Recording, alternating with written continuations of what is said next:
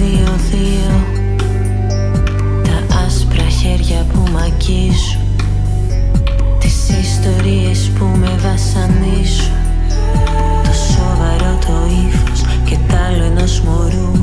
Και λες πως έχω τυφλωθεί, πως η επιπολαιότητα χωρά κι όλο ξεχνάς τη μυρωδιά που αφήνεις να περνά.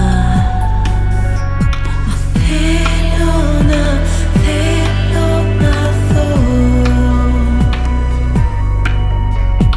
και τα αρώμα ακολουθώ,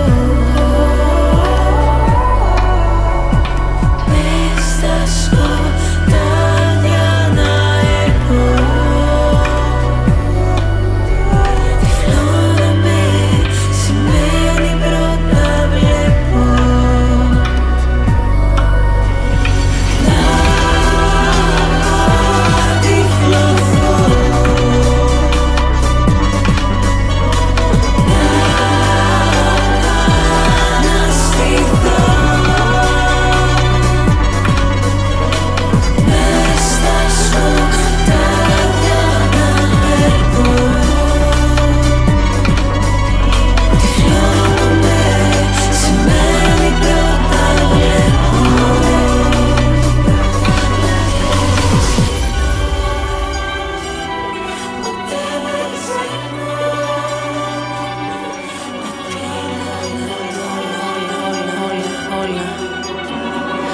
Όλα τα φυλακίζω, όλα τα κρατώ.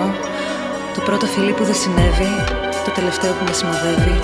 Κι αν όλα στο σκοτάδι επιβιώνουν, είμαι ανοιχτό βιών για να τα αναγνωρίζουν. Βγαίνω στην επιφάνεια και τα αναζητώ. Τίποτα πιο φωτεινό από αυτή τη σκέψη στην οποία κατοικώ. Τίποτα πιο οικείο, τίποτα πιο αληθινό.